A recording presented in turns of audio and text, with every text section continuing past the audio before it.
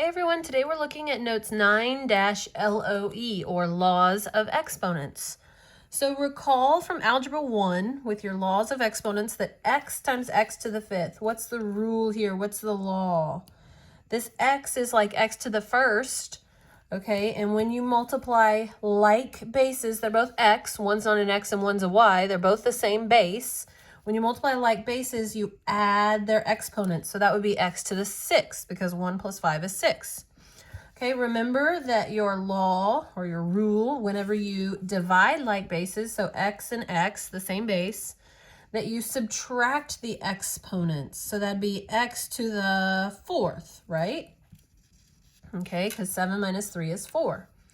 Okay, remember when you have a power to a power, that you multiply those values. So this would be x to the 12th. 3 times 4 is 12. Okay, remember when you have a negative exponent that you put this base, you put this under 1. So it would be 1 over x to the positive third. Okay, and similar but a bit different, if you have a negative exponent that's in the denominator, you would bring the base up to the numerator, and then that would become a positive exponent. So essentially, anytime you go over the fraction bar, whether it be to go from top to bottom or bottom to top, the sign on the exponent will change. Okay. And then last but not least, last rule you learned in Algebra 1 is anything to the 0 is equal to 1. Okay. Okay, so let's use that knowledge to apply it to a couple of quick problems. So here this is different because on this one we had the higher exponent was in the numerator as opposed to the denominator. Here the higher exponent is in the denominator. Okay, and if you use the rule from above where you subtract, you would get 2 minus 7, which is negative 5, x to the negative 5. Which should make sense because then you are going to put this x under 1, and then you're going to change the exponent to be a positive exponent, which should make sense because if you think about there's 2 x's on top and 7 x's on bottom, you can cross out 2 on top with 2 on bottom, which would leave you with 5 x's on bottom. So if you can skip this step and you can really just think about how many are where, and you could just go straight to this, then that's fine.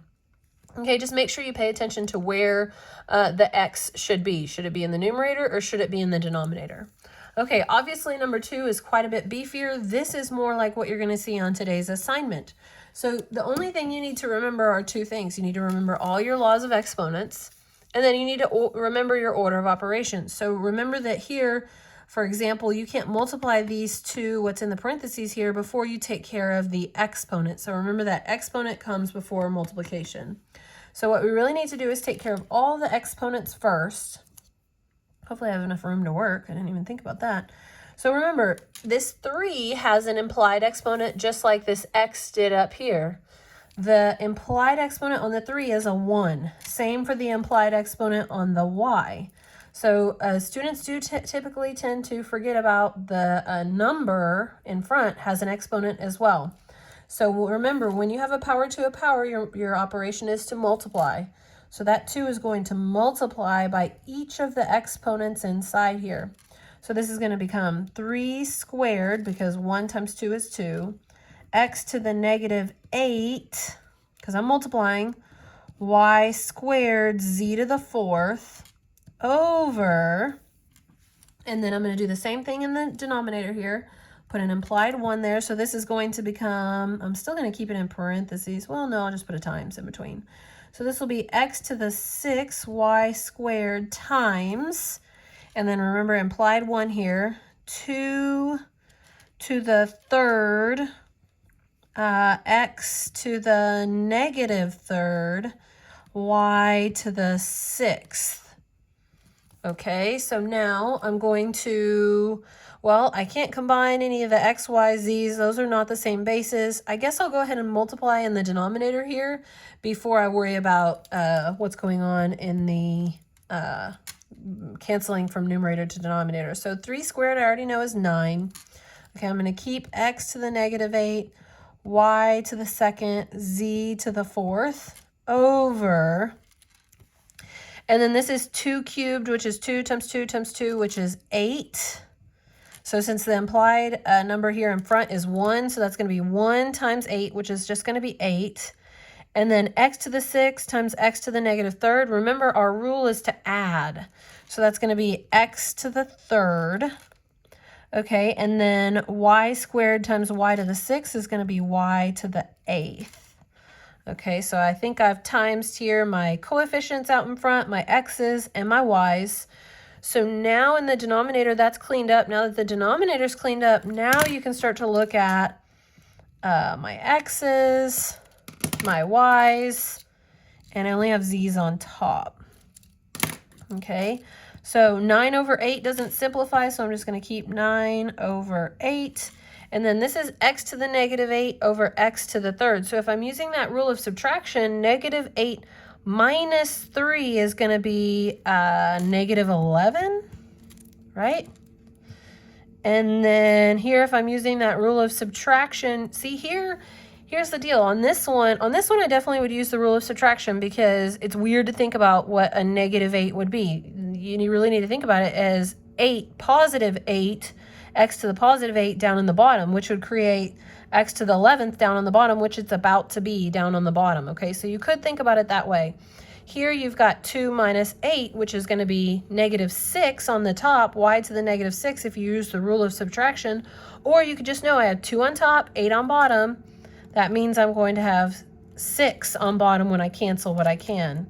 And then this, of course, is going to be z to the 4th. It's not going to move. And like I said before, you can't keep that negative exponent. So your final answer here, I'll just come down. That's an arrow. Is going to look like 9z to the 4th over 8x to the 11th, y to the 6th. Now, is the way I did it the only way that you could do it? No. It's not. You could have, instead of multiplying here first, you could have started to kind of clean up some of the x's.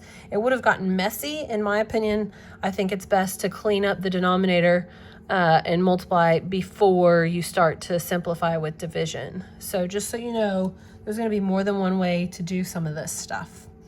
Okay, so now here's something we need to talk about because this can be tricky sometimes. So 7x minus 5x, you already know that. It's 2x, right? So then 7x squared minus 5x squared, you already know that, right? It's 2x squared. So this seems so crazy that I'm even talking about this, right? 2y, agreed? Okay, and then here 2y to the 5th, yes? And then here, of course, 2ab, right? So don't be confused on this. This is so similar where you have like terms. Okay, just like here, we had like terms. They each had the variable x attached. They each had the variable x squared attached. They each had the variable y. They each had the variable y to the 5th attached. They each had the variables a, b attached. They were like terms. Here, do we have like terms? A to the 8th b squared, a to the 8th b squared. We have like terms, so 7 minus 5 is 2. And then keep a to the 8th b squared, just like you have all along. You've kept what's attached. You just subtract the coefficients in front. So hopefully that'll help you when it comes to the assignment in the quiz soon.